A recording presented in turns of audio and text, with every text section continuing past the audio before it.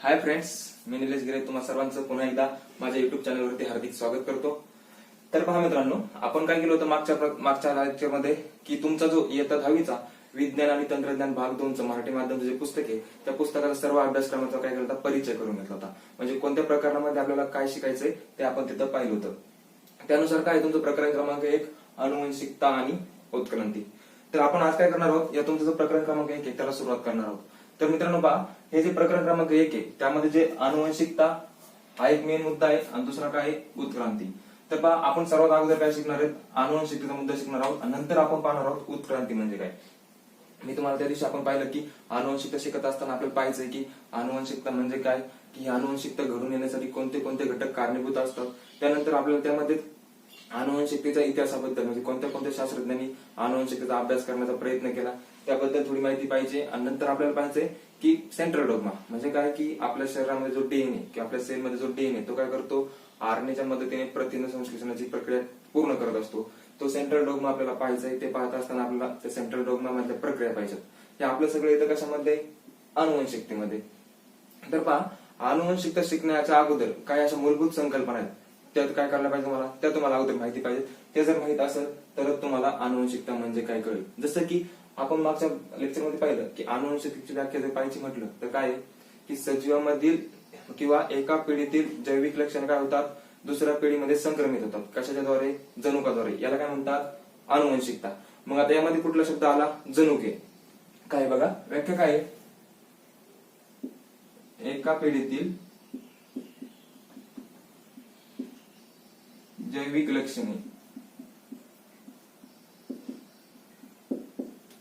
किंवा मागच्या पिढीतील जैविक लक्षणे पुढच्या पिढीत, एका पिढीतील जैविक लक्षणे पुढच्या पिढीत काय करतात, जनुकाद्वारे संक्रमित केले जातात। म्हणजे जनुकाद्वारे संक्रमित म्हणजे जनुकाद्वारे वाहून नेले जातात। यालाच काय म्हणतात,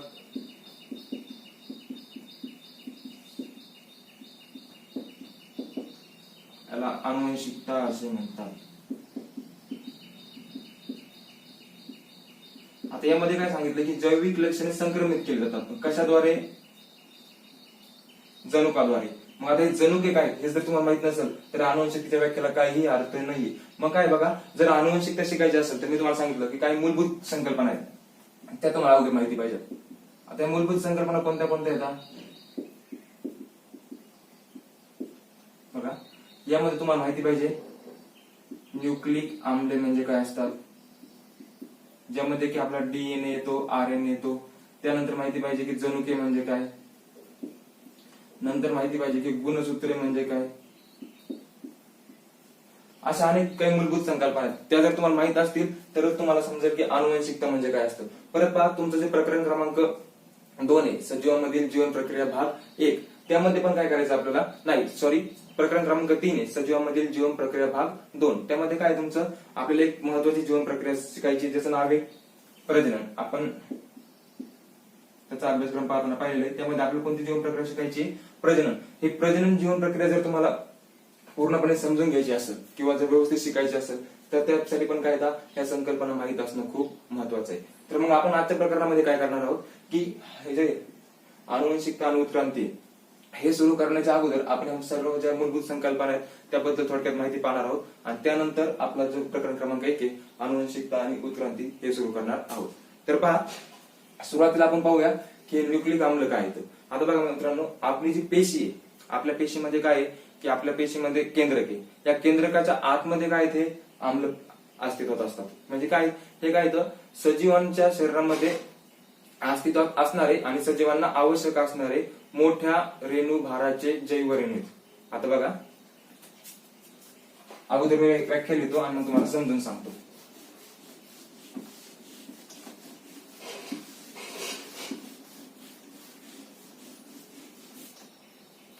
काय म्हटलं मी, न्यूक्लिक आम्ले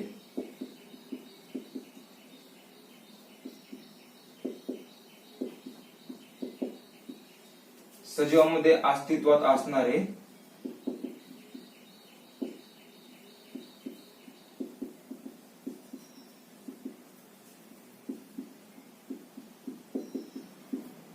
व सजीवांना आवश्यक असणारे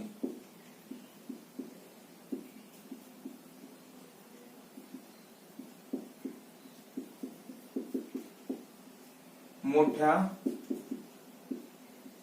रेणुभाराचे जैविक रेणू किंवा जैव रेणू म्हणजे काय बघा, हे काय तर सजीवाला जर जगायचं असेल तर ते सजीवासाठी आवश्यक आहे.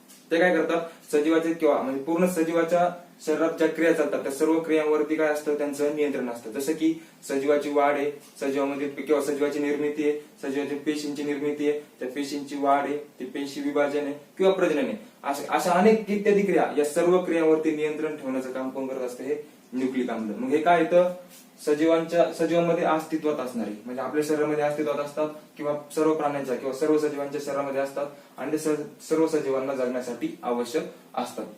आणि त्याचा रेणुभार म्हणजे काय आहे, मोठ्या रेणुभाराची जैविक रेणू आहेत, म्हणजे त्यांचा रेणुभार जास्त आहे आणि काय येतं, जैविक रेणू किंवा जैव रेणू. ही झाली त्याची न्यूक्लिक आम्लाची सोपी व्याख्या.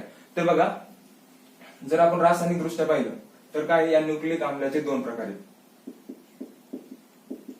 रासायनिक दृष्ट्या जर आपण पाहायला गेलो तर काय, हा न्यूक्लिक आम्ल याचे दोन प्रकार आहेत, ज्याला म्हणतात, एक आहे आपला डीएनए, दुसरा आहे आरएनए. डीएनए म्हणजे काय, डीऑक्सी रायबो न्यूक्लिक ऍसिड किंवा न्यूक्लिक आम्ल आणि डिऑक्सिरायबो न्यूक्लिक आम्ल.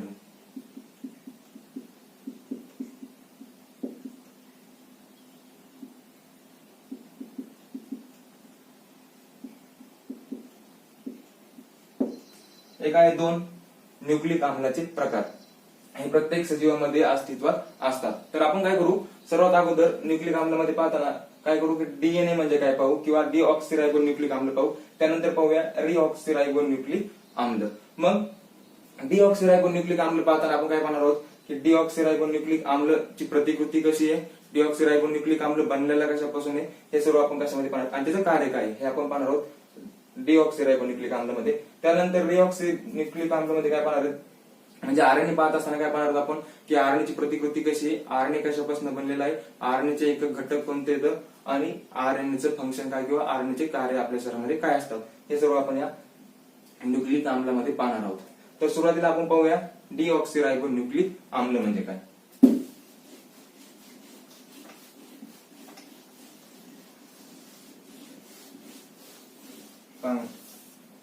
डीऑक्सिरायबो न्यूक्लिक आम्ल, डीऑक्सिरायबो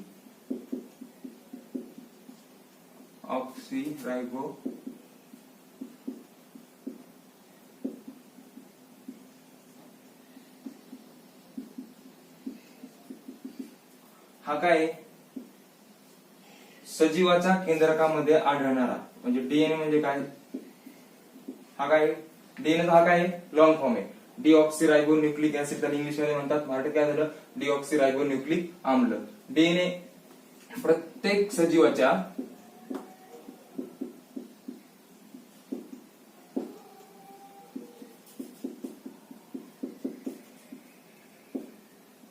केंद्रकामध्ये आढळणारा अनुवंशिक पदार्थ किंवा आम्ल. हा काय एक न्यूक्लिक आम्लाचा प्रकार आहे, डीएनए किंवा डीऑक्सिरायबो न्यूक्लिक आम्ल. तो काय प्रत्येक सजीवाच्या केंद्रकामध्ये आढळणारा अनुवंशिक पदार्थ आहे. अनुवंशिक पदार्थ म्हणजे काय की तो पदार्थ काय एका पिढीकडनं दुसऱ्या पिढीकडे संक्रमित झालेला आहे, म्हणजे आणि अनुवंशिक म्हणजे त्याच्याकडे काय आहे की मागच्या पिढीकडनं संपूर्ण माहिती त्या डीएनए मार्फत काय केली आहे दुसऱ्या पिढीकडे आणली. कशा, कुठली माहिती, त्या सजीवाला म्हणजे जो नवीन सजीव तयार झाला किंवा जो नवीन जीव तयार झालाय त्याला जगण्यासाठी आवश्यक असणारी सर्व माहिती कशामध्ये असते, या डीएनए मध्ये. म्हणजे त्या सजीवाची संरचना कशी असेल, त्या सजीवाची निर्मिती कशी होईल, त्या सजीवामधील पेशींची निर्मिती कशी होईल, त्याची वाढ कशी होईल किंवा त्या सजीवाच्या शरीरामध्ये संपूर्ण ज्या क्रिया घडतील त्या संपूर्ण क्रियांवरती नियंत्रण कसं ठेवलं जाईल याबद्दलची संपूर्ण माहिती कशाकडे असते, या डीएनए कडे. म्हणजे सजीवाबद्दलची संपूर्ण माहिती कोणामध्ये असते, या डीएनए मध्ये. मग बघा हा डीएनए बनलेला कशाचा असतो, हा कुठं असतो, पेशीच्या केंद्रकामध्ये. सर्वसाधारणपणे जर पेशी संरचना बघितली तुम्ही तर पहा ही असते पेशी भित्तिका इथं असतं तुमचं पेशी द्रव किंवा जीवद्रव किंवा जीवद्रव, हे असतं तुमचं केंद्र. तर या केंद्रकामध्ये काय होतं की या केंद्रकाच्या आतमध्ये काय असतो, केंद्रक द्रव्य, त्याला इंग्लिश मध्ये न्यूक्लियोप्लाझम म्हणतात. मग काय होतं, यामध्ये हा डीएनए काय असतो, प्रेझेंट असतो. बघा समजलं काय डिऑक्सिरायबोन्यूक्लिक आम्ल काय, हा एक न्यूक्लिक आम्लाचा प्रकार आहे, जो त्याला काय म्हणतात की तो काय सजीवांमध्ये आढळणारा अनुवंशिक पदार्थ, आणि तो कुठे असतो, केंद्रकामध्ये. आता आपल्याला पाहिजे की हा बनलेला कशापासून असतो, तर पहा रासायनिक हा काय अनेक प्रकारच्या लहान लहान रासायनिक एककापासून बनलाय. हजारो किंवा लाखो काय रासायनिक एककापासून हा रायबोन्यूक्लिक आम्ल बनलेला आहे. म्हणजे काय अशा अनेक रासायनिक एककांची एक काही साखळी, त्यापासून हा काय बनलेला एक मोठा रेणू. कशा, कोणता, डिऑक्सिरायबोन्यूक्लिक आम्ल. जसे की बघा, जर तुम्हाला एखादी साखळी तयार करायची असेल, समजा तुम्हाला मुलं आहेत, समजा एक्झाम्पल घ्या, 10 मुलं आहेत, त्यांना काय करायचे, साखळी तयार करायची. मग काय होतं की हे मुलं काय करतील, लाईन मध्ये उभा, इथं पहिला दुसरा एकमेकाला जोडले जातील, तिसरा चौथा असा पुढे राहील, 5 6 7 8 9. मग काय त्याच प्रकारे काय असतं की हा जो डिऑक्सिरायबोन्यूक्लिक आम्ल आहे, हा अनेक प्रकारच्या छोट्या छोट्या रासायनिक एकक, अनेक प्रकारचे काय तर छोटे छोटे रासायनिक एकक एकत्र येऊन याची एक मोठी साखळी बनलेली असते. तर मग आता हा जो रासायनिक एकक आहे, हा रासायनिक एककाला काय म्हणतात, तर त्या रासायनिक एककाला म्हणतात न्यूक्लियोटाइड. म्हणजे काय, छोटा एकक कोणता त्याच्यामध्ये, न्यूक्लियोटाइड. म्हणजे काय अनेक न्यूक्लियोटाइड काय होतात, एकत्र येतात, त्यांची साखळी तयार होते, आणि त्यापासून तयार होतो डिऑक्सिरायबोन्यूक्लिक आम्ल. मग ही जे न्यूक्लियोटाइड आहे यांची चेन तयार होते. समजा पहिला न्यूक्लियोटाइड त्याला दुसरा जोडला जातो, आणि जी चेन तयार होते त्याला काय म्हणतात, पॉलिन्यूक्लियोटाइड चेन.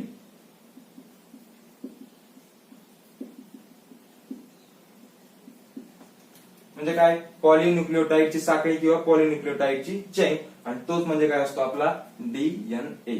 समजलं का इथपर्यंत? तर पहा आतापर्यंत काय काय पाहिलं आपण, न्यूक्लिक आम्ल म्हणजे काय पाहिलं, न्यूक्लिक आम्लाच्या प्रकारामध्ये पाहत असताना डीएनए आणि आरएनए पाहिलं. आता आपण त्यामध्ये डीएनए म्हणजे काय आणि डीएनएचं स्ट्रक्चर कसं असतं ते पाहतोय. म्हणजे डीएनएची प्रतिकृती कशी असते किंवा डीएनए कशापासून बनलेला आहे. त्यामध्ये आपण पाहिलं की डीएनएची व्याख्या पाहिली, आणि पाहिलं की डीएनएचा सगळ्यात छोटा एकक काय असतो, न्यूक्लियोटाइड. म्हणजे अनेक न्यूक्लियोटाइड एकत्र येऊन काय बनलेला आहे, डीएनएची साखळी बनलेली. आता पहा मित्रांनो, हा न्यूक्लियोटाइड काय असतो ते अगोदर पाहू, मग समजेल तुम्हाला की डीएनएची साखळी कशी बनते.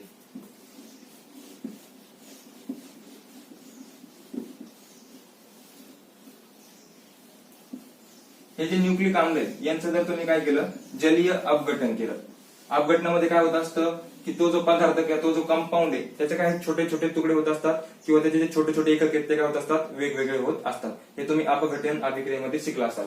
तर काय होतं, जर समजा आपण काय केलं, हे दोन्ही पण डीएनए असेल किंवा आरएनए असेल, म्हणजे डिऑक्सिरायबोन्यूक्लिक आम्ल किंवा रिऑक्सिरायबोन्यूक्लिक आम्ल, यांचं जर तुम्ही काय केलं, जलीय अपघटन,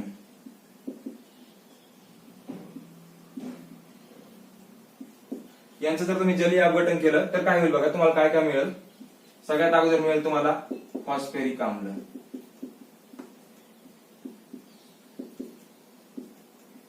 नंतर मिळेल तुम्हाला शर्करा, 5 कार्बनची त्याला पेंटोस शर्करा, आणि 3 नंबरला तुम्हाला मिळेल पहा नायट्रोजन युक्त आम्लारी रेणू.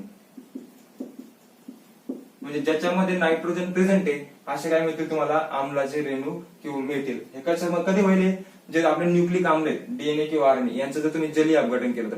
म्हणजे तुम्हाला एक समजेल की हे जे न्यूक्लिक आम्ल आहेत हे कशापासून बनलेले आहेत, फॉस्फरिक आम्ल, शर्करा. आता हे फॉस्फरिक आम्ल, आता ही शर्करा काय हे तुम्हाला आपण नंतर शिकणार आहोत, आणि नायट्रोजन युक्त आम्लारी रेणू. आम्ल आणि आम्लारी हे तुम्ही आतापर्यंत शिकलेला असतात. म्हणजे ज्याच्यामध्ये नायट्रोजन प्रेझेंट असतो असा जो आम्लारी त्याला काय म्हणतात, नायट्रोजन युक्त आम्लारी रेणू. मग या 3 घटकापासून काय बनलेलं आहे, आपले हे न्यूक्लिक आम्ल बनलेले आहेत. तर पहा, जर तुम्ही दोन्ही पण पाहिलं तर डीएनए किंवा आरएनए पाहिलं तर दोन्ही मध्ये फॉस्फरिक आम्ल हे सेम राहणार आहे, सारखंच राहणार आहे. शर्करा फक्त शर्करेमध्ये बघा, तर शर्करेचा विचार केला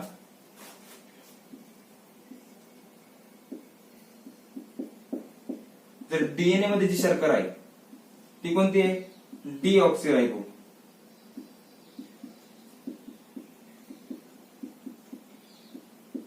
डीऑक्सिरायबो शर्करा, आणि इथं कोणती आहे,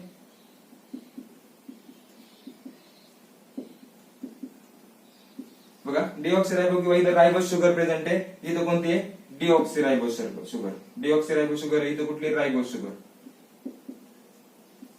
म्हणजे काय, हा फरक आहे कशामध्ये, डीएनए आणि आरएनएच्या प्रतिकृतीमध्ये किंवा डीएनए आणि आरएनएच्या स्ट्रक्चरमध्ये. जसं की फॉस्फरिक आम्ल दोघांमध्ये सेम असणार आहे, फक्त शर्करेमध्ये काय फरक असणार आहे, डीएनए मध्ये ती डीऑक्सिरायबोस शुगर असेल आणि आरएनए मध्ये ती रायबोस शुगर असेल. नंतर बघा नायट्रोजन युक्त आम्लारी रेणू, तिसरा घटक कोणता याच्यामध्ये, नायट्रोजन युक्त आम्लारी रेणू. तर पहा हे जे नायट्रोजन युक्त आम्लारी रेणू आहेत हे दोन प्रकारचे असतात. त्याच्यामध्ये पहिला प्रकार आहे, समजा पहिला आहे प्युरिन, दुसरा आहे पिरॅमिडिन. प्युरिन मध्ये काय काय येतं, अगोदर मी लिहितो मग तुम्हाला एक्सप्लेन करतो. त्याच्यामध्ये येतं बघा ऍडेनिन, ग्वानिन. पिरॅमिडिन मध्ये येतं थायमिन, सायटोसिन आणि युरॅसिल. हे काय येतं, नायट्रोजन युक्त आम्लारी रेणूचे मुख्य दोन प्रकार येतं. पहिल्यामध्ये एक गट त्यांचा प्युरिन, दुसरा आहे त्याचा पिरॅमिडिन. प्युरिन मध्ये काय काय येतं परत, ऍडेनिन, ग्वानिन. पिरॅमिडिन मध्ये काय येतं, थायमिन, सायटोसिन आणि युरॅसिल. तर आता यामध्ये डीएनए मध्ये कोणते असतात आणि आरएनए मध्ये कोणते असतात. सर्वात अगोदर पहा, जर डीएनए चा विचार केला तर डीएनए मध्ये हे जे आम्लारी रेणू आहेत हे जोड्यांमध्ये प्रेझेंट असतात. म्हणजे ज्यावेळेस तुम्ही काय करताल, डीएनए जली अपघटन करताल त्यावेळेस हे काय होतील, हे जे आम्लारी रेणू आहेत हे तुम्हाला जोड्यांमध्ये मिळतील. तर डीएनए मध्ये ऍडेनिन असतो, ग्वानिन असतो, थायमिन असतो आणि सायटोसिन असतो. तर पहा हा काय येतं, ऍडेनिन, त्याला ए ने दाखवतात, ग्वानिन, थायमिन आणि सायटोसिन.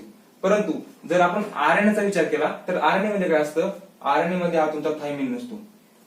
थायमिनच्या जागी तिथे काय असतो, युरॅसिल. ऍडेनिन, ग्वानिन, युरॅसिल किंवा ऍडेनिन, ग्वानिन, सायटोसिन आणि युरॅसिल हे कशामध्ये झालं तुमचं, आरएनए मध्ये.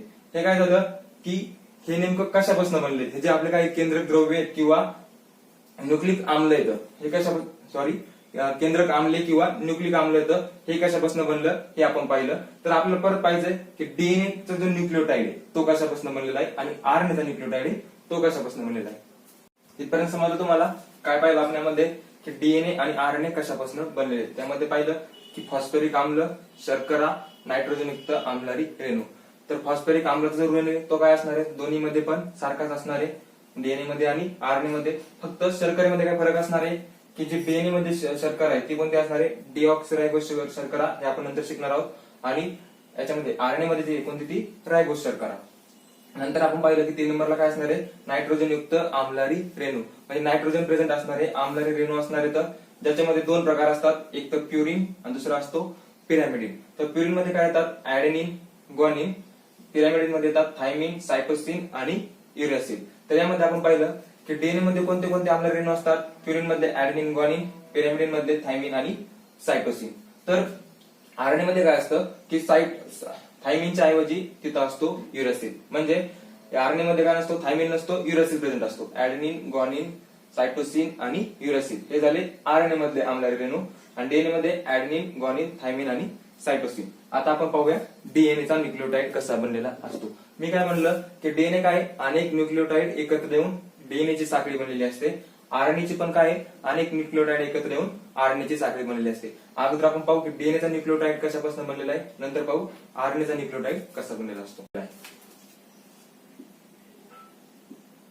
डीएनए मी तुम्हाला सांगितलं की अनेक प्रकारचे किंवा हजारो रासायनिक एकके एकत्र येऊन काय बनतो, डीएनए.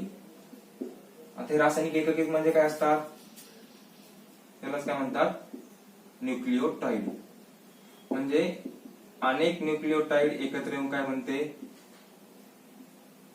अनेक न्यूक्लिओटाइड. पॉली म्हणजे काय असतं, अनेक. मग काय होतं, अनेक न्यूक्लिओटाइड एकत्र येऊन बनते पॉलिन्यूक्लिओटाइड साखळी किंवा चेन.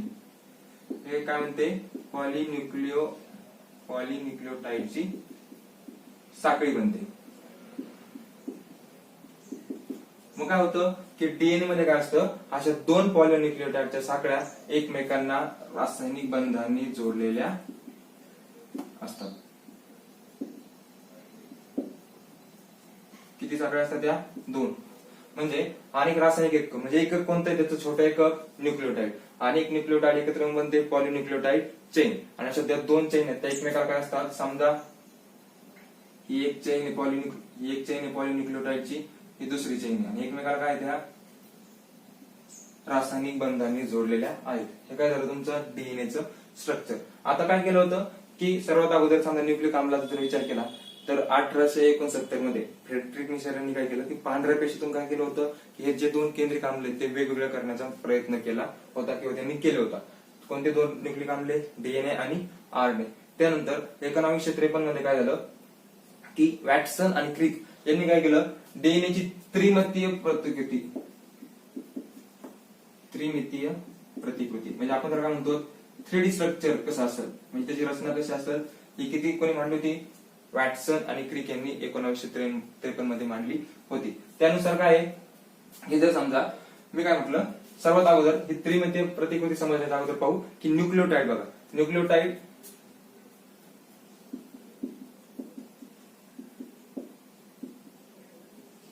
न्यूक्लियोटाइड कसा कसा बनलेला आहे आपण पाहिलं. सर्वात अगोदर असतो फॉस्फरिक आम्ल, नंतर असते समजा तुमची पेंटोस शर्करा, आणि इथं असं समजा नायट्रोजन बेस किंवा नायट्रोजन युक्त आम्लारी रेणू. यामध्ये काय काय असू शकतं? ऍडेनिन असू शकतो, ग्वानिन असू शकतो, थायमिन असू शकतो किंवा सायटोसिन असू शकतो. बघा हे काय आहे तुमचं फॉस्फरिक आम्ल,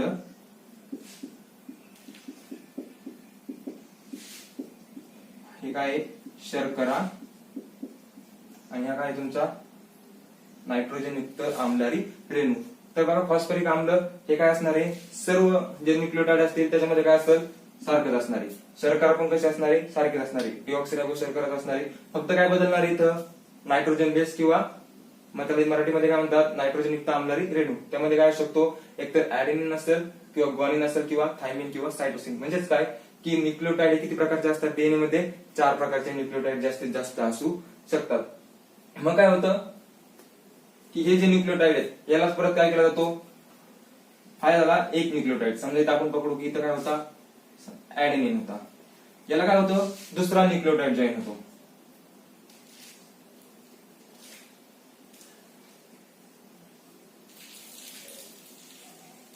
इथं ग्वानिन घेऊ. काय झालं, एका न्यूक्लियोटाइडला दुसरा न्यूक्लियोटाइड जॉईन झाला. असंच काय होतो, एका खाली एक अशीच काय असते एकमेकाला जोडलेली न्यूक्लियोटाइडची चेन असते, त्याला म्हणतात पॉलिन्यूक्लियोटाइड चेन. अशा दोन चेन असतात ज्या काय असतात, त्या दोन चेन एकमेकाला जोडलेल्या असतात. तुमची एक पॉलिन्यूक्लियोटाइड चेन. मी फक्त तुम्हाला इथं काय सांगितलं, सध्या फक्त 2च न्यूक्लियोटाइड दाखवलेत, असे हजारो न्यूक्लियोटाइड असतात एकमेकाला जॉईन झालेले असतात. आता इकडनं दुसऱ्या बाजूला काय असते, दुसरी पॉलिन्यूक्लियोटाइड चेन.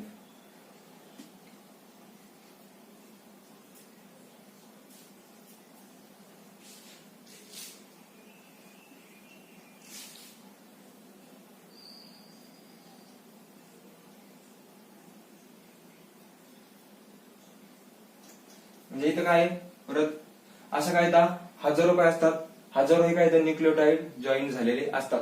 म्हणजे काय झालं बघा, सॉरी इथं नायट्रोजन बेस राहिला.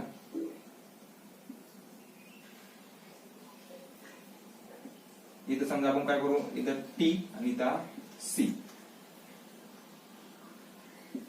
याचा काय अर्थ आहे मी तुम्हाला सांगतो नंतर. पहा अगोदर पाहून घ्या, मी काय सांगितलं की डीएनए काय केलेला आहे, 2 पॉलिन्यूक्लियोटाइडच्या चेन पासून बनलेला असतो, आणि 2 पॉलिन्यूक्लियोटाइड चेन एकमेकाला रासायनिक बंधाने बांधलेल्या असतात किंवा एकमेकाला जोडलेल्या असतात. आता हे रासायनिक बंध कशामध्ये असतो की दोन्ही पॉलिन्यूक्लियोटाइड मधले जे काय येतं आम्लारी, म्हणजे जे काय आपले आम्लारी रेणू आहेत, कशाचे नायट्रोजन युक्त आम्लारी रेणू, यांच्यामध्ये काय होतो असतो एक विशिष्ट रासायनिक बंध असतो, त्यालाच काय म्हणतो, त्याने काय केलेलं असतात, त्या दोन्ही पॉलिन्यूक्लियोटाइडच्या चेन एकमेकाला जोडलेल्या असतात. आता आपण इथं पाहिलं काय होता, ही जी पॉलिन्यूक्लियोटाइड चेन आहे या पॉलिन्यूक्लियोटाइडचा हा काय होता, पहिल्या न्यूक्लियोटाइडचा हा होता आम्लारी रेणू, तो काय झाला या दुसऱ्या पॉलिन्यूक्लियोटाइडच्या आम्लारी रेणूशी जोडलेला आहे.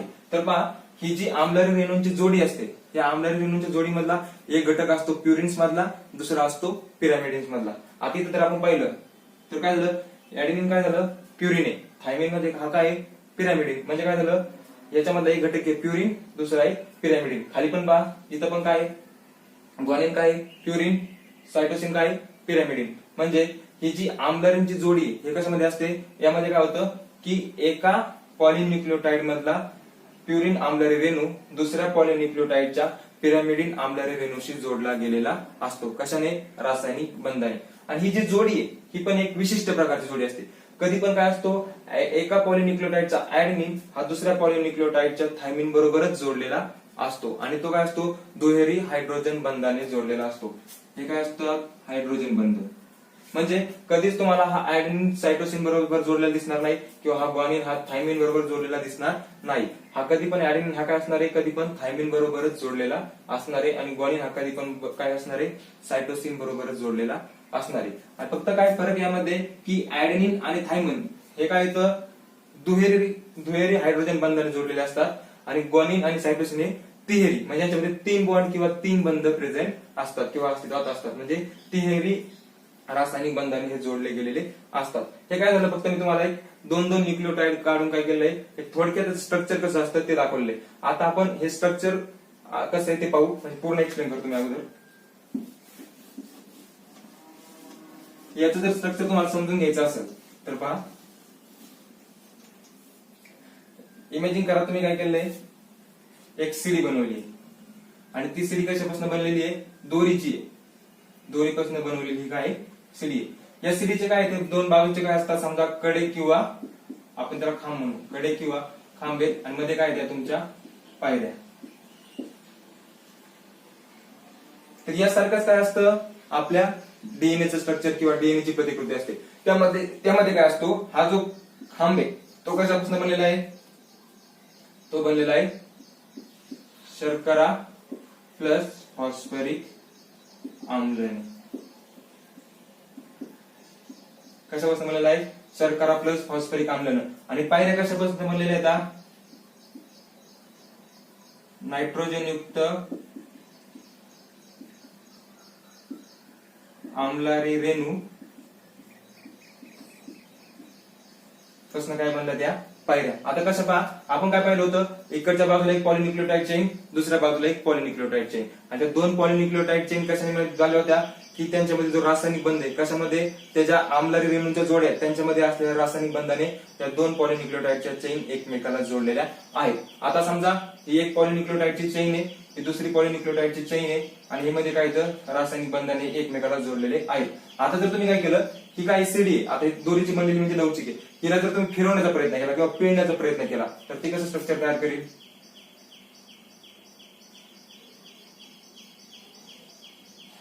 अशी दिसेल. आणि मध्ये ज्या पायऱ्या असतील त्या काय असतील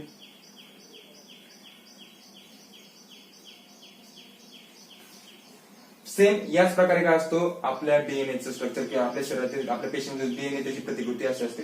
आता अशी जी याला काय म्हणतात त्रिमितीय बरं हे जाऊ द्या द्विसर्पिलाकार रचना. द्विसर्पिलाकार रचना म्हणजे काय झालं हा जो जिना किंवा काय तुमचा हे काय तुमच्या सीडी ही काय केलं आपण हिला काय केलं पिळण्याचा प्रयत्न केला तर ही कशी दिसतीये चक्रीय जिना. जसा चक्रीय जिना असतो गोल जिना त्याच्यासारखी दिसते मध्ये तुमच्या पायऱ्या दिसतात. सेम याच प्रकारे काय असतं मग आपल्या शरीर आपल्या पेशीमध्ये जो काय डीएनए त्याची पण प्रतिकृती याप्रमाणे असते. यामध्ये काय असतं समजा हा काय हे काय होतं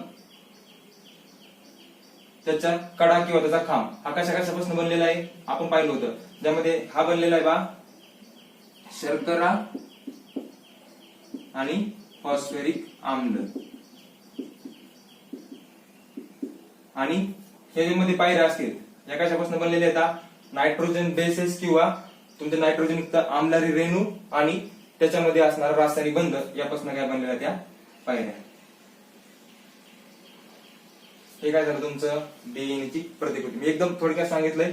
त्यानंतर तुम्हाला हे फॉस्फरिक आम्लाचं स्ट्रक्चर शिकायचं आहे, नंतर तुम्हाला शर्कराचं स्ट्रक्चर शिकायला पाहिजे, नंतर नायट्रोजन बेसेसचं पण स्ट्रक्चर तुम्हाला नंतर शिकायला मिळेल. ज्यावेळी तुम्ही 11-12 जाताल तुम्हाला डीएनएची प्रतिकृती हे काय डिटेल्स मध्ये शिकायची आहे. सध्या फक्त आपण काय पाहिलंय की तुम्हाला जर अनुवंशिक शिकायची असेल तर आपण त्यासाठी थोडक्यात ज्या मूलभूत संकल्पना त्या पाहतो. तरी काय झाली तुमची डीएनएची प्रतिकृती.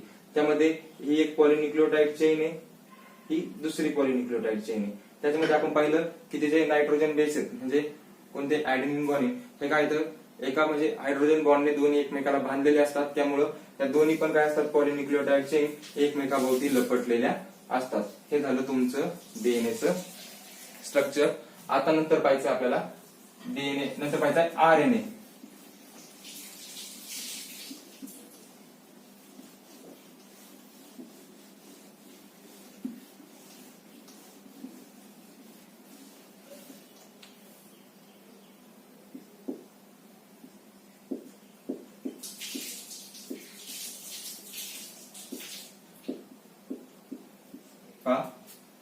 डीएनए मध्ये काय पाहिलं आपण की डीएनए काय रासायनिक एकक, अनेक छोट्या छोट्या रासायनिक एककापासून बनलेला आहे, ज्याचं नाव आहे न्यूक्लियोटाइड.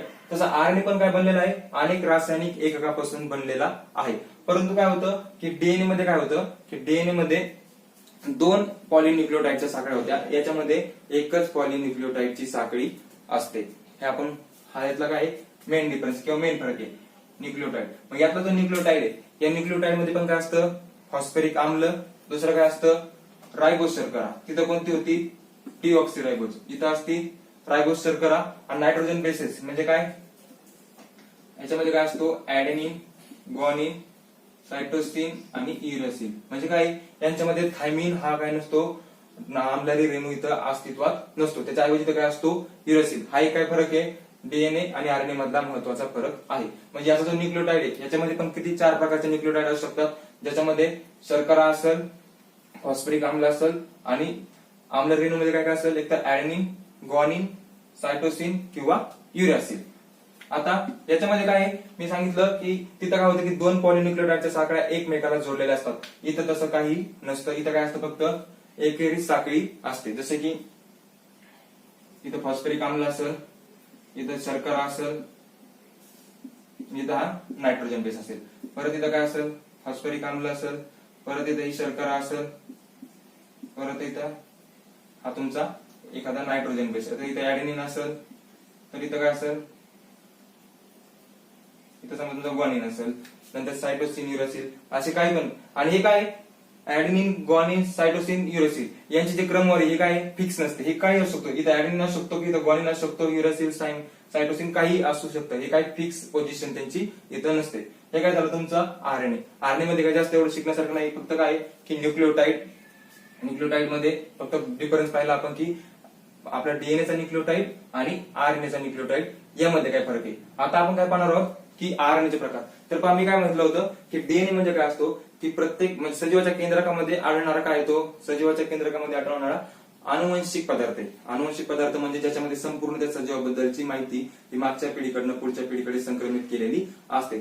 तर हा जो आरएनए हा काय करतो, काही विषाणूंमध्ये काय करत असतो किंवा काही जीवाणूंमध्ये काय करतो, आरएनए हा आनुवंशिक पदार्थ म्हणून काम करत असतो. जसं की डीएनए आपल्या शरीरामध्ये आनुवंशिक पदार्थ म्हणून काम करतो, तसा हा काही जीवाणूंमध्ये काय करतो आनुवंशिक पदार्थ म्हणून काम, किंवा काही विषाणूंमध्ये काय करतो आनुवंशिक पदार्थ म्हणून काम करत असतो. म्हणजे काय की एका पिढीतील जेवढी काही त्या सजीवाबद्दलची माहिती पुढच्या पिढीमध्ये नेण्याचं काम हा कोण करत असतो, हा आरएनए करत असतो. हा झाला तुमचा डीएनए आणि आरएनए. इथपर्यंत आपण काय शिकलो न्यूक्लिक आम्ले. जर तुम्हाला प्रथिने संश्लेषणाची क्रिया, आपल्याला काय म्हटलं आनुवंशिकता जो आपला टॉपिक आहे त्यामध्ये आपल्याला प्रथिने संश्लेषणाची क्रिया पण पाहिजे, ती जर तुम्हाला व्यवस्थित शिकायची असेल तर त्या अगोदर तुम्हाला काय माहिती पाहिजे की आरएनए चे प्रकार काय आहेत. त्याच्यामध्ये काय असतो एमआरएनए काय आहे, टीआरएनए काय आहे, आरआरएनए काय आहे ते आपण पाहूया. त्यानंतर पाहूया की जनुके काय असतात आणि शेवटी पाहूया गुणसूत्रे काय असतात. ठीक आहे, तर हे 3 काय आहेत आरएनए चे प्रकार. पहिला कोणता आहे एमआरएनए, दुसरा आहे आरआरएनए, तिसरा आहे टीआरएनए. आता ते कोणतं कार्य करतात यानुसार काय आहे त्यांचे 3 प्रकार पडलेले आहेत. तर मित्रांनो सर्वात अगोदर पहा आपण काय पाहिलंय की डीएनए पाहिलाय, नंतर पाहिलाय आरएनए. डीएनए मध्ये काय पाहिलं की 2 पॉलिन्यूक्लियोटाइडच्या चेन असतात आणि त्या काय सर्क्युलाकार प्रकार म्हणजे सर्क्युलाकार आकृतीमध्ये किंवा प्रतिकृतीमध्ये एकमेकाला लपटलेल्या असतात किंवा जोडलेल्या असतात. आरएनए मध्ये काय पाहिलं मेन डिफरन्स आपण की याच्यामध्ये काय पॉलिन्यूक्लियोटाइडची एकच चेन असते. आता यामध्ये पाहू की आरएनए चे प्रकार काय आहेत. पहिला एमआरएनए त्याला म्हणतात मेसेंजर आरएनए, आरआरएनए म्हणजे रायबोसोमल आरएनए आणि टीआरएनए म्हणजे ट्रान्सफर आरएनए. टीआरएनए म्हणजे काय ट्रान्सफर आरएनए. आता mRNAचं कार्य काय असतं तर पहा, आपल्या शरीरामध्ये जे प्रथिने तयार केले जातात तर हे प्रथिने म्हणजे आपल्या प्रत्येक पेशीमध्ये काय केलं जातं, प्रथिनांची निर्मिती केली जाते. मग ही जी प्रथिने निर्मिती करायची किंवा कोणतं प्रथिने तयार करायचे याच्याबद्दलची माहिती ही कोणाकडे असते, आपला जो डीएनए मधला जो जनुकाचा भाग आहे किंवा त्याला जीन असं म्हणतात, याच्यामध्ये काय असते की कोणत्या प्रकारचं प्रथिने बनवायची याची माहिती त्यामध्ये असते. ती कशी असते, सांकेतिक माहिती म्हणजे कोड लँग्वेज मध्ये, म्हणजे कोड मध्ये त्यामध्ये कोड असतो, त्या कोडनुसार ते प्रथिने तयार केले जातात. आता त्यासाठी काय असतं, ही प्रथिने निर्मितीची प्रक्रिया आहे ती कुठे होत असते, रायबोझोम. आता हे रायबोझोम काय आहे की आपल्या जे पेशी त्या पेशीचं एक अंग आहे, त्या पेशीच्या अवयव आहे थोडक्यात, त्याच्यामध्ये काय आहे ती प्रथिने निर्मितीची प्रक्रिया पूर्ण होत असते. परंतु कोणतं प्रथिने तयार करायचंय याच्या बाबतची जी माहिती ती कोणाकडे असते, त्या आपल्या जो डीएनए त्या डीएनए मधल्या जनुकाकडे. मग हा mRNA काय करतो की त्या डीएनए मधली जी माहिती आहे म्हणजे त्याच्या जनुकामध्ये जी माहिती आहे प्रथिने निर्मितीची, ती माहिती किंवा जो संदेश आहे तो संदेश घेऊन येण्याचं काम कोण करत असतो, हा mRNA. हा संदेश तो कुठपर्यंत घेऊन येतो, रायबोझोम पर्यंत. कारण रायबोझोम मध्ये काय होत असते, प्रथिने संश्लेषणाची प्रक्रिया पूर्ण होत असते. हे कोणाचं कार्य झालं मग, मेसेंजर आरएनएचं. काय कार्य होतं त्याचं की जनुकामध्ये प्रथिने संश्लेषण म्हणजे कोणतं प्रथिने तयार करायचे याबाबतची जी माहिती आहे ती मेसेजच्या स्वरूपात किंवा संदेशाच्या स्वरूपात घेऊन येण्याचं काम असतं या मेसेंजर आरएनएचं. कुठपर्यंत आणलं जातं ते, रायबोझोम पर्यंत. आता नंतर आहे रायबोझोमल आरएनए. रायबोझोमल आरएनए काय आहे, हा जो रायबोझोमल आरएनए तो रायबोझोमचाच एक घटक आहे. आपण पाहिलं रायबोझोम काय, प्रोटीन फॅक्टरी म्हणतात. प्रोटीन फॅक्टरी म्हणजे काय, तिथं प्रथिने तयार केले जातात. मग त्यामध्ये रायबोझोमल आरएनएचं कार्य काय, प्रथिने संश्लेषण करणं म्हणजे प्रथिनांची निर्मिती करणं हे कोणाचं काम, या आरएनएचं. आणि नंतर तिसरा काय, टीआरएनए. आता लक्षात घ्या, जसं मी तुम्हाला सांगितलं होतं की पॉलिन्यूक्लियोटाइड चेन म्हणजे काय, की हे जे डीएनए आणि आरएनए ते काय तर छोट्या छोट्या रासायनिक घटकांनी म्हणजे काय अनेक प्रकारचे न्यूक्लियोटाइड एकत्र येऊन बनून काय बनते, पॉलिन्यूक्लियोटाइड चेन बनत असते डीएनए किंवा आरएनए मध्ये. तसंच प्रोटीन मध्ये काय असतं, प्रोटीन मध्ये काय, प्रथिने. प्रथिनेमध्ये अनेक प्रकारचे अमिनो आम्ल, अनेक प्रकारचे काय असतात, अमिनो आम्ल एकत्र येऊन काय बनत असतात, प्रथिने. म्हणजे काय, प्रथिने म्हणजे काय असतात, अमिनो आम्लाची चेन असते. जसे की डीएनए आणि आरएनए काय असतात, न्यूक्लियोटाइडची चेन. फक्त डीएनए याच्यामध्ये 2 चेन असतात, आरएनए मध्ये एकच चेन असते. तर मग हे जे अमिनो आम्ल आहेत, मग काय होतं की याच्यावरचा जो मेसेंजर आरएनए वरती काय कोड असतो किंवा सांकेतिक कोड असतो, तो कोणाकडनं आलेला आहे, जनुकाकडनं. कुठपर्यंत आला तो, रायबोझोमल आरएनए पर्यंत. रायबोझोमल आरएनए मध्ये काय होतं, प्रथिने संश्लेषण. परंतु प्रथिने संश्लेषण करण्यासाठी काय लागणार होते, अमिनो आम्ल. मग काय केलं होतं, रायबोझोम मध्ये याच्यावरचा जो कोड आहे किंवा जी सांकेतिक भाषा किंवा सांकेतिक कोड आहे तो वाचला जातो. आणि ते म्हणजे कशावरचा, या मेसेंजर आरएनए वरती जो सांकेतिक कोड आहे जनुकाकडनं आलेला तो वाचला जातो रायबोझोमल आरएनए मध्ये. आणि त्यानुसार कोणतं अमिनो आम्ल पाहिजे ते अमिनो आम्ल आणून देण्याचं काम कोण करतो, हा ट्रान्सफर आरएनए किंवा ट्रान्सफर किंवा टीआरएनए. म्हणजे हा काय करतो, अगोदर ह्याच्यावरचा कोड वाचतो. आता याच्यावरती काय, हा एक न्यूक्लियोटाइड आहे, हा दुसरा न्यूक्लियोटाइड आहे, हा तिसरा न्यूक्लियोटाइड आहे. त्या 3 न्यूक्लियोटाइडच्या संचाला काय म्हणतात, ट्रिपलेट कोडॉन. म्हणजे काय असतो, हा न्यूक्लियोटाइड एक फर्स्ट, न्यूक्लियोटाइड दुसरा किंवा तिसरा, म्हणजे काय 3 न्यूक्लियोटाइड मिळून काय बनतो, एक ट्रिपलेट कोडॉन. हे आपण प्रथिने संश्लेषणामध्ये पाहणार आहोत, पण सध्या तुम्हाला सांगतो मी. मग काय केलं होतो, हा सुरुवातीचा अगोदरचा ट्रिपलेट कोडॉन वाचला जातो. मग तो ट्रिपलेट कोडॉन काय असतो, म्हणजे 3 न्यूक्लियोटाइड काय करतात, एका अमिनो आम्लाकरता कोड करत असतात. कशावरती, या मेसेंजर आरएनए वरती. मग ते 3 न्यूक्लियोटाइड वाचले जातात, त्या 3 न्यूक्लियोटाइड मध्ये तो ट्रिपलेट कोडॉन वाचला जातो. आणि त्यानुसार कोणतं अमिनो आम्ल आणायचं याचं काम कोण करत असतो, ट्रान्सफर आरएनए. मग हा ट्रान्सफर आरएनए काय करतो, प्रथिने संश्लेषणासाठी या कोड नुसार आवश्यक ते अमिनो आम्ल आणून देण्याचं काम करत असतो हा टीआरएनए. हे झाले आरएनएचे प्रकार. हे आपण परत पाहणार आहोत प्रथिने संश्लेषण पाहत असताना. ट्रिपलेट कोडॉन काय पाहणार आहोत, अमिनो आम्ल काय पाहणार आहोत, प्रथिने काय असतात, हे सर्व आपण डिटेल्स मध्ये आरएनए पाहत असताना पाहू. तर आता आपण पाहू जनुक काय असतं किंवा जीन म्हणजे काय असतो. तर मित्रांनो, आतापर्यंत आपण पाहिलं न्यूक्लिक आम्ल, त्यामध्ये आतापर्यंत आपण पाहिलं डीएनए, डीएनए ची प्रतिकृती, न्यूक्लियोटाइड काय असतात, न्यूक्लियोटाइड कशाचे बनलेले असतात, आरएनए पाहिलं, आरएनए चे न्यूक्लियोटाइड काय असतात, आरएनए चे न्यूक्लियोटाइड कशापासून बनलेले असतात, डीएनए आणि आरएनए मध्ये काय फरक असतो आणि आरएनए चे प्रकार, इथपर्यंत पाहिलं. आता आपण पाहूया की जीन. जीन म्हणजेच काय, थोडक्यात जनुके. बघा, मी तुम्हाला सांगितलं की हा काय, समजा डीएनए, हा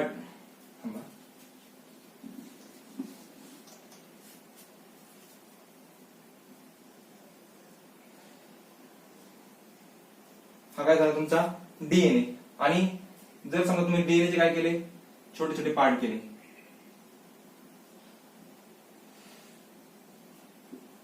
हाय पार्ट, हाय पार्ट, हाय पार्ट, हा काय झाला डीएनएचा एक छोटासा खंड, यालाच काय म्हणतात, जनुके. बघा म्हणजे काय, हा एक काय असतो डीएनएचा तुकडा किंवा डीएनएचा छोटासा तुकडा किंवा डीएनएचा खंड, यालाच काय म्हणतात, जनुके किंवा इंग्लिश मध्ये त्याला म्हणतात जीन. आता म्हणजे काय करत असतो, आणि हे जनुके काय करत असतात, एका पिढीतील जैविक लक्षणं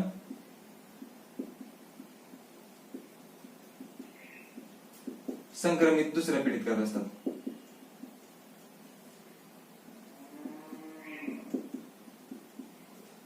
समजलं? म्हणजे काय करतात की एका पिढीमध्ये जे जैविक लक्षण आहेत, जसे की शारीरिक असू शकतात किंवा मानसिक लक्षणं, ते संक्रमित करण्याचं काम कोण करतं, हे जनुके. आणि जनुके कशाचा भाग असतो, डीएनएचा. समजलं का? म्हणजे डीएनएचा छोटासा खंड किंवा डीएनएच्या खंडाला जनुके असे म्हणतात.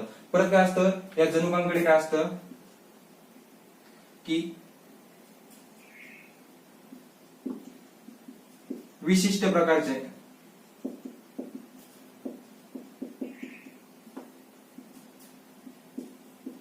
प्रथिने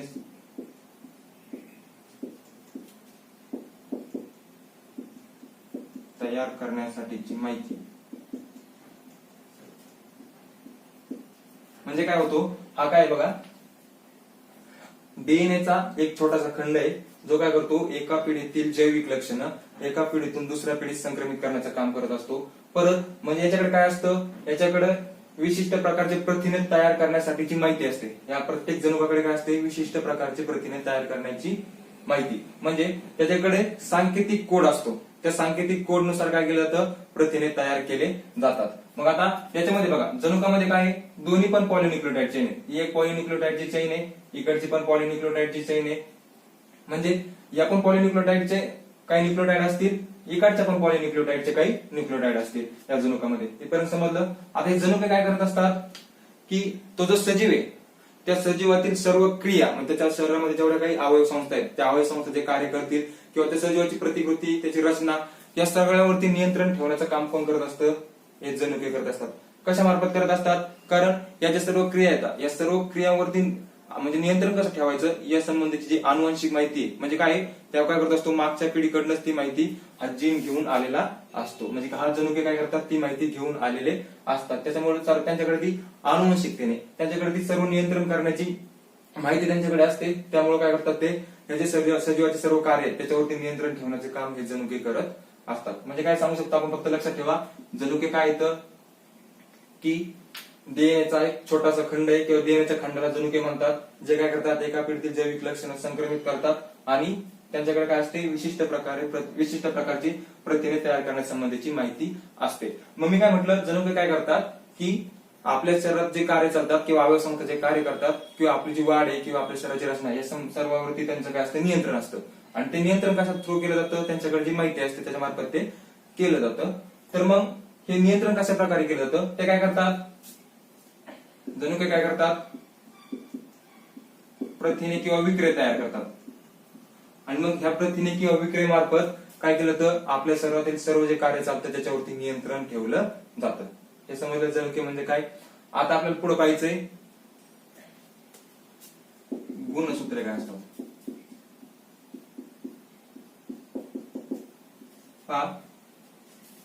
पर्यंत समजलं. गुणसूत्रे म्हणजे काय, डीएनए आणि प्रथिने, डीएनए आणि प्रथिने यांची एकत्रित संरचना असते. यांची काय असते, एकत्रित संरचना. बघा कन्फ्युजन करू नका, काय माहिती आपल्याला बघा, डीएनए, जीन आणि गुणसूत्र हे काय असतं, बऱ्याच वेळा 11वी 12वी जरी झाली तर त्या मुलांना तीन मधला फरक बऱ्यापैकी समजत नाही किंवा मुलं कन्फ्युज असतात. नीट लक्ष द्या. आपल्याला अगोदर काय पाहू आपण, परत यांच्यामध्ये काय संबंध आहे ते पण पाहू. म्हणजे डीएनए, जीन किंवा त्यामध्ये आपण त्याला आता काय पाहिलं आपण, जनुके आणि गुणसूत्रे या तीन मध्ये काय संबंध आहे ते पण आपण पाहूया. त्याच्या अगोदर आपण थोडक्यात गुणसूत्रे म्हणजे काय पाहू. गुणसूत्र म्हणजे काय असतं, डीएनए आणि प्रथिने यांची एकत्रित संरचना. म्हणजे डीएनए आणि प्रथिने काय असतात, एकमेकांसोबत जोडलेले असतात किंवा त्याचे जे स्ट्रक्चर असतात त्यालाच काय म्हणतात, गुणसूत्रे. तर बघा आता या गुणसूत्रांचं काम काय असतं, म्हणजे काय सांगू शकतो आपण की डीएनए कशावरती प्रेझेंट असतो, गुणसूत्रामध्ये, किंवा गुणसूत्रावरती डीएनए प्रेझेंट असतो, आणि डीएनए मध्ये काय प्रेझेंट असतो, आपला जनुके. म्हणजे काय आपण म्हणू शकतो की डीएनए कशामध्ये प्रेझेंट असतात, क्रोमोझोम किंवा गुणसूत्रावरती, आणि गुणसूत्रे कशावरती, आणि हे काय जनुके.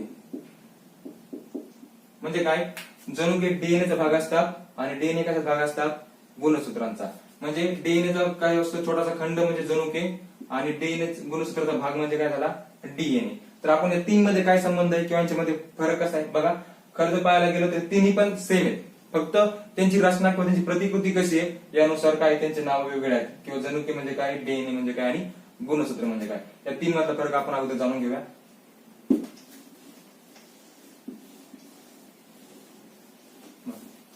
जेव्हा आपण पाहिलं की पेशी विभाजन, मी तुम्हाला सांगितलं की आपल्या प्रकरण क्रमांक 2 मध्ये पेशी विभाजन एक महत्वाची जी काय आपली शरीरामध्ये चालणारी जीवन प्रक्रिया ती पाहणार आहोत.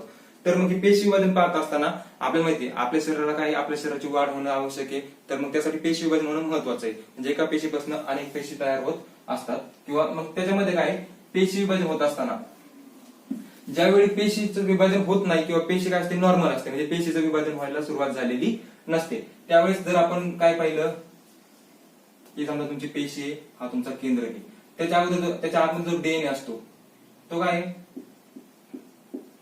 असा दोऱ्यासारखा पडलेला असतो, ज्याला काय म्हणतात, क्रोमॅटिन.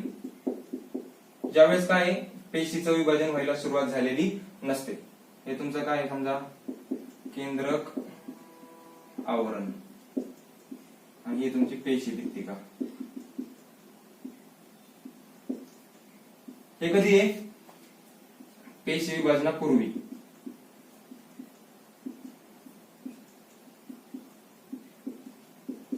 आता काय करायचं, नंतर समजा काय झालं की पेशी विभाजनाला सुरुवात झाली.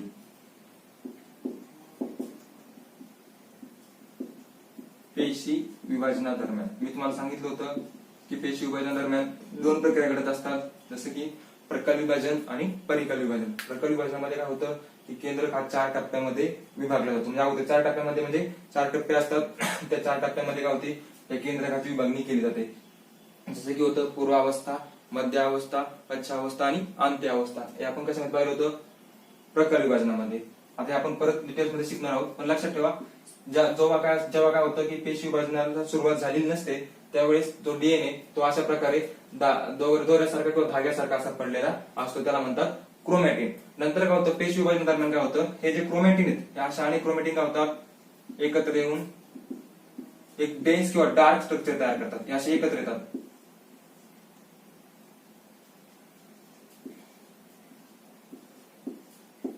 आणि यालाच काय म्हणतात, गुणसूत्रे. याला काय म्हणतात, गुणसूत्रे. हे जे स्ट्रक्चर आहे गुणसूत्रांचं किंवा ही जी प्रतिकृती ही तुम्हाला फक्त कधी पाहायला मिळते, पेशी विभाजना दरम्यानच तुम्ही कधी पाहू शकतात, ही अशी गुणसूत्रांची प्रतिकृती पाहू शकतात. नाहीतर तुम्ही जेव्हा कधी सेल पाहायला प्रयत्न करताल, जर ती सेल काय पेशी विभाजन त्याच्यामध्ये सुरू झालेलं नसेल, तर तुम्ही काय मध्ये फक्त काय पाहू शकता की क्रोमॅटिन सारखा पडलेला हा तो आपला काय शकता, डीएनए पाहू शकता. हे कधी दिसणार तुम्हाला, पेशी विभाजन दरम्यान. म्हणजे काय होतं, हे जे अनेक क्रोमॅटिन ते काय होतात, एकत्र येऊन पॅक व्हायला लागतात, आणि पॅक होऊन काय होतात, असं जाड दोरीसारखं स्ट्रक्चर तयार करतात. त्याला काय म्हणतात, गुणसूत्रे. आता बघा आपल्या हे जे गुणसूत्रे आहेत हे कधी पण कसे असतात, जोडीमध्ये असतात. आणि जर आपल्या मानवी शरीराचा किंवा मानवी पेशीचा विचार केला तर आपल्यामध्ये काय आहे की 23 गुणसूत्रांच्या जोड्या असतात. म्हणजे काय, आपल्या एका सेलमध्ये किती असतील मग, 23 जोड्या म्हणजे 46 गुणसूत्रे असतात. आता हे झालं गुणसूत्रे आणि क्रोमॅटिन, म्हणजे डीएनए आणि गुणसूत्रामधला काय फरक आहे. आता जर तुम्हाला पाहायचं असेल की हा क्रोमॅटिन कशापासून बनलेला आहे किंवा हे गुणसूत्र कशापासून बनलेले आहेत, तर त्याचं आपण डिटेलमध्ये पाहूया. अगोदर काय पाहिलं आपण फक्त की ज्यावेळेस पेशी विभाजन झालेलं नसतं त्यावेळेस काय होतं, हा जो क्रोमॅटिन आहे म्हणजे तो जो डीएनए तो असा धाग्यासारखा पडलेला असतो. नंतर काय होतं, ज्यावेळेस पेशी विभाजनाला सुरुवात होती त्यावेळेस तो पॅक व्हायला सुरुवात होती, आणि नंतर काय होतं, असं जाड धाग्यासारखं स्ट्रक्चर तयार होत किंवा आकृती तयार होते, त्याला म्हणतात गुणसूत्रे. आता पेशी विभाजनादरम्यान म्हणजे गुणसूत्रे तयार होतात, त्याचा अभ्यास करू आपण, ते काय असते.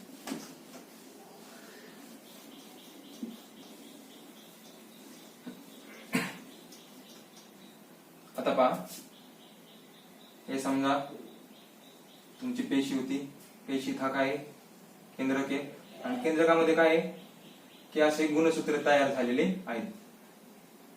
हे काय तर अनेक क्रोमॅटिन एकत्र आले आणि हा गुणसूत्र तयार झाले. मी तुम्हाला फक्त दोन दाखवतोय. हे काय तर प्रत्येक सजीवामध्ये वेगवेगळे असतात. जसे मानवामध्ये 46 असतात आणि ते प्रत्येक गुणसूत्र कसे असतात, कधी पण जोड्यामध्ये असतात. आता जर तुम्ही या गुणसूत्रांचा अभ्यास करायचा प्रयत्न केला तर काय, समजा तुम्ही काय केलेला, सूक्ष्मदर्शी खाली पाहिलं तर तुम्हाला काय दिसेल, आणि तुम्ही ते सूक्ष्मदर्शी खाली झूम करून बघायचा प्रयत्न केला तर काय होईल, हा कशापासून बनलेला आहे, आपल्या माहिती क्रोमॅटिन एकत्र येऊन. मग तुम्हाला काय दिसेल, अगोदर झूम केल्यावरती असं हा क्रोमॅटिन पडलेला दिसेल. जर तुम्ही या क्रोमॅटिनला अजून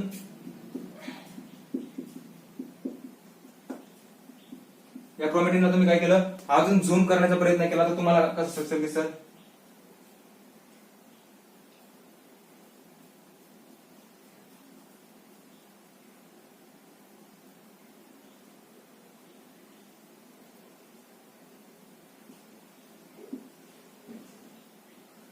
बघा.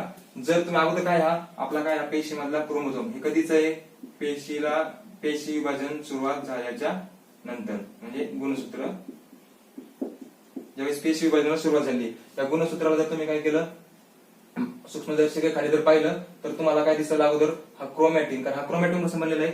परत आता हा क्रोमॅटिन कशापासून बनलेला आहे हे जर तुम्हाला पाहिजे असेल तर त्याला अजून झूम करायचं तर तुम्हाला काय दिसेल, हे बघा, जशी मोत्याची माळ असते ना, मोत्याची माळ कशी एकमेकाला विणलेली असते, त्यासारखं स्ट्रक्चर तुम्हाला इथे दिसेल. याचं स्ट्रक्चर याला काय म्हणतात, न्यूक्लियसोम. म्हणजे काय असणार याच्यामध्ये, एक मिनिट,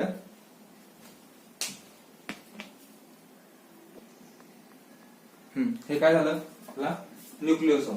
आता जर तुम्ही न्यूक्लियोसोमला परत झूम करून पाहायचा प्रयत्न केला तर तुम्हाला दिसेल की हा कशापासून बनलेला आहे, डीएनए बद्ध प्रोटीन किंवा डीएनए बद्ध प्रथिने प्लस डीएनए पासून काय बनलेला हा न्यूक्लियोसोम. म्हणजे काय होतं, ह्याच्यामध्ये काय असतात, डीएनए बद्ध प्रोटीन, ही मराठी जर त्याला इंग्लिश मध्ये म्हणतात हिस्टोन प्रोटीन्स. हिस्टोन प्रोटीन्स हे काय करत असतात, हा जो डीएनए त्याला पॅक ठेवण्याचं काम किंवा पॅक करण्याचं काम करत असतात. म्हणजे हे जे प्रोटीन्स असतात, समजा हा हिस्टोन प्रोटीन असेल, त्याच्यावरती हा काय झाला, तो डीएनए असा पॅक केला जातो. कारण डीएनए पॅक का केला जातो, कारण आपलं जे केंद्रक आहे त्या केंद्रकाचा आकार काय खूप छोटा आहे. त्या मानाने काय आहे की आपले जे डीएनए ची लांबी आहे ती काय खूप मोठी आहे. मग या छोट्याशा केंद्रकामध्ये तो डीएनए बसावा यासाठी तो काय करतो, पॅक केला जातो. ते कशाच्या मदतीने, या हिस्टोन प्रोटीनच्या मदतीने हा पॅक केलेला असतो. त्यानंतर जर तुम्ही पाहिलं, आता हे झालं तुमचा न्यूक्लियोझोम. आता तुम्ही परत हा जो मधला डीएनए असतो, हा दोन न्यूक्लियोझोम मधला हा जो डीएनए त्याला म्हणतात लिंकर डीएनए. लिंकर डीएनए किंवा जोडणारा डीएनए. नंतर परत काय झालं, तुम्ही जर ह्या डीएनए ला काय केलं, परत अजून झूम करून पाहायचा प्रयत्न केला तर तुम्हाला काय दिसेल,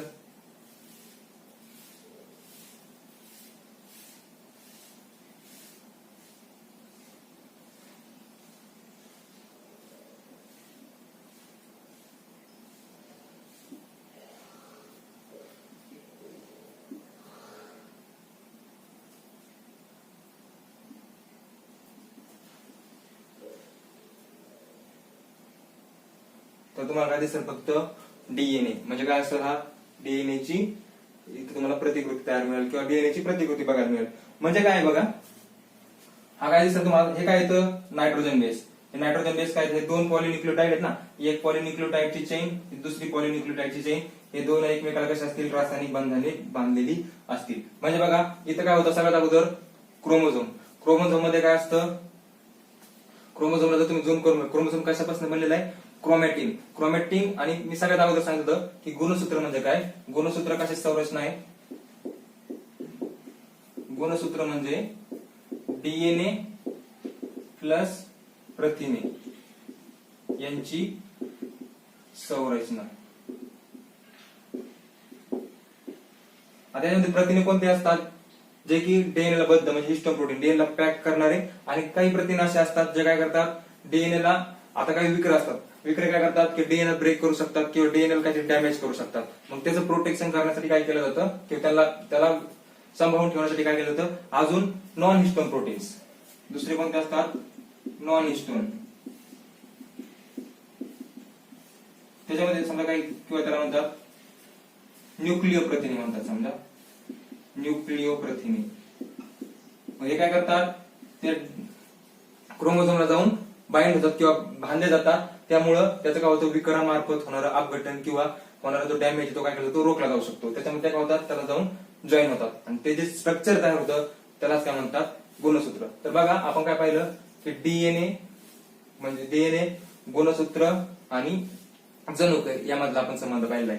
यामध्ये काय पाहिलं आपण, सर्वात अगोदर गुणसूत्रे. गुणसूत्रे कशापासून बनलेत, क्रोमॅटिन. क्रोमॅटिन कशापासून बनलेलं आहे, न्यूक्लिओझोम. न्यूक्लिओझोम मध्ये काय असतं, डीएनए. आणि डीएनए कशा आधारे, डीएनए असतो हिस्टोन प्रोटीनला किंवा डीएनए बद्ध प्रथिनेला जोडलेला असतो. त्याच्यानंतर पाहिलं की आपण जर याला काय केलं, अजून झूम करून पाहायचा प्रयत्न केला तर आपल्याला काय दिसतं, डीएनए ची प्रतिकृती पाहायला मिळते. समजलं इथपर्यंत? बघा मित्रांनो, ह्या ज्या गोष्टी त्या खूप बेसिक आहेत. आता तुम्हाला जर चॅप्टर शिकायचा समजा कोणता, आनुवंशिकता आणि उत्क्रांती, यामध्ये तुम्हाला काय कुठेही शिकवलं म्हणजे तुम्हाला कुठेही पाहायला मिळणार नाही. परंतु हे जर तुम्हाला समजलं तर तुम्हाला आनुवंशिकता म्हणजे काय समजेल, प्रथिने संश्लेषणाची प्रक्रिया समजेल. आणि प्रकरण क्रमांक 3 मध्ये ज्यावेळेस आपण प्रजनन पाहायला जाऊ त्यावेळेस प्रजननामध्ये काय, ज्या लैंगिक प्रजनन पाहू त्यावेळेस तुम्हाला सर्व गोष्टी माहीत असणं आवश्यक आहे. त्यासाठी आपण आज शिकलेलो आहे. आता पहा, हे झालं तुमचं गुणसूत्र, क्रोमॅटिन, न्यूक्लिओझोम, लिंकर डीएनए आणि हा डीएनए. समजलं, डीएनए काय होतो, पॅक होतो. कशावरती, या हिस्टोन प्रोटीन्स वरती काय केलं जातो, त्याला पॅक केलं जातं. नंतर त्याचं रूपांतर मग अनेक हिस्टोन प्रोटीन एकत्र तयार होऊन काय होतात, अनेक न्यूक्लिओझोम एकत्र येऊन काय होतात, क्रोमॅटिन तयार होतो. नंतर हा क्रोमॅटिन काय होतं, एकत्र येऊन गुणसूत्र तयार होतात. म्हणजे काय होतं, हे स्ट्रक्चर कसं एकदम डार्क किंवा घन स्ट्रक्चर तयार होतं. डीएनए कसं आहे, पसरलेलं आहे. जर न्यूक्लिओझोम वरती काय, त्या न्यूक्लिओझोम मध्ये काय केलं जातं, तो ह्या जे डीएनए बद्ध प्रोटीन आहेत त्याच्यावरती तो बांधला जातो, म्हणजे परत पॅक केला जातो. नंतर हे सगळे न्यूक्लिओझोम एकत्र येऊन असे पॅक केले जातात. त्याच्यापासून हा क्रोमॅटिन तयार होतो. म्हणजे हे जे सगळे न्यूक्लिओझोम आहेत हे कशामध्ये असणार, त्या क्रोमॅटिन मध्ये असे न्यूक्लिओझोम सगळे असणार आहेत. हे आपण झूम केल्यामुळे दाखवले. आणि नंतर हे अनेक क्रोमॅटिन ज्यावेळेस एकत्र येतील त्यावेळेस आपल्याकडे हे गुणसूत्रे. हे जर समजलं नसेल तर अजून एकदा तुम्हाला थोडक्यात समजावून सांगतो.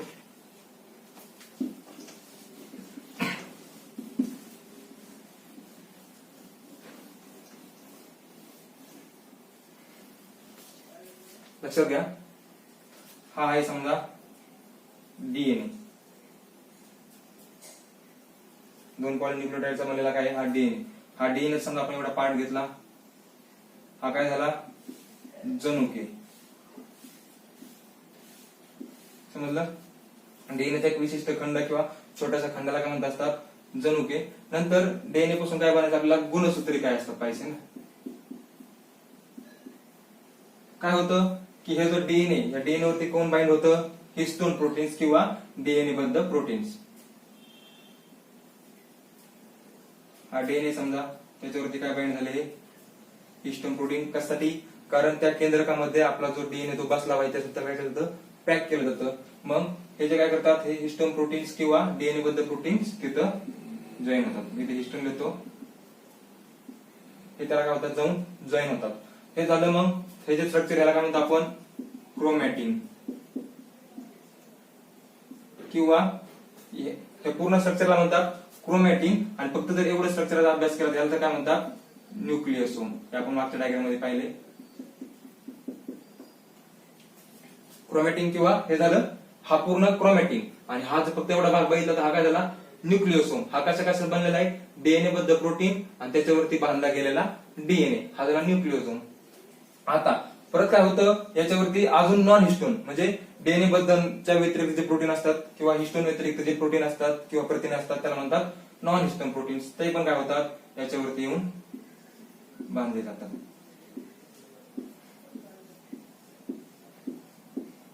आणि एकदम घन असं स्ट्रक्चर तयार होतं, त्यालाच काय म्हणतात,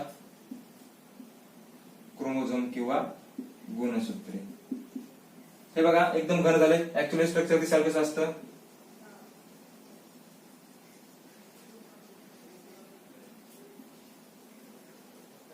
हा असा क्रोमोझोम तयार होतो किंवा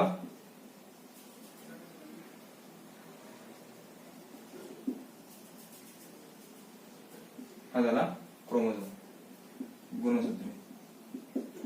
आणि आता इथं तुम्हाला एक समजेल की एका गुणसूत्रामध्ये किती डीएनए असतात? एकच, कारण हा एकच डीएनए ना पूर्ण, त्याच्यावरतीच काय झालंय, हिस्टोन, नॉन हिस्टोन, प्रोटीन्स किंवा काय असतं ते सर्व बांधलं गेलेलं आहे. आणि नंतर शेवटी त्याचं काय झालंय, घन स्ट्रक्चर किंवा दोरीसारखं काय झालंय, घन प्रतिकृती तयार झाली आहे, त्यालाच म्हणतात गुणसूत्रे. आणि एका गुणसूत्रामध्ये डीएनए किती आहे?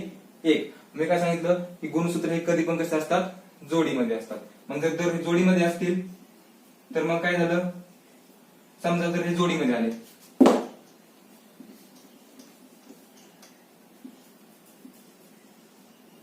असा असतो क्रोमोझोम. जर हे जोडीमध्ये असतील तर याच्यामध्ये किती डीएनए असतील? याच्यामधला असलेला एक डीएनए, याच्यामध्ये असलेला एक डीएनए, समजलं? जर तो जोडीमध्ये असेल त्याच्यामध्ये किती असतील? 2 डीएनए. तर मित्रांनो तुम्हाला समजलं असेल की डीएनए कशाचा भाग आहे?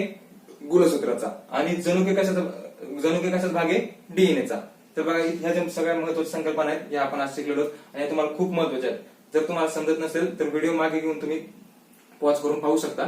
तर पहा, आज आपण काय करणार होतो की आनुवंशिकता आणि उत्क्रांती या प्रकरणाला सुरुवात करणार होतो. त्या अगोदर आपण काय केलं की जर आनुवंशिकतेसाठी ज्या आवश्यक असणाऱ्या मूलभूत संकल्पना आहेत त्या पाहिल्या. त्यामध्ये आपण सर्वप्रथम पाहिलं की न्यूक्लिक आम्ल म्हणजे काय. न्यूक्लिक आम्ल पाहिलं, त्यानंतर न्यूक्लिक आम्लाचे प्रकार पाहिले, त्यामध्ये आपण डीएनए पाहिलं.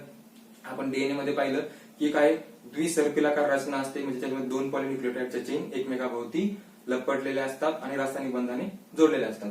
त्यानंतर आपण डीएनए कशापासून, न्यूक्लियोटाइड आहेत, मग न्यूक्लियोटाइडचं स्ट्रक्चर पाहिलं, न्यूक्लियोटाइड कशापासून बनलेला असतो ते पाहिलं. त्याच्यानंतर आपण पाहिलं आरएनए, आरएनएचा न्यूक्लियोटाइड पाहिला. डीएनए आणि आरएनएच्या न्यूक्लियोटाइड मध्ये काय फरक असतो ते पाहिलं. डीएनए आणि आरएनए मध्ये काय फरक असतो ते पण पाहिलं. नंतर पाहिलं आरएनएचे प्रकार, त्याच्या कार्यप्रणालीनुसार आरएनएचे काय प्रकार आहेत ते पाहिले.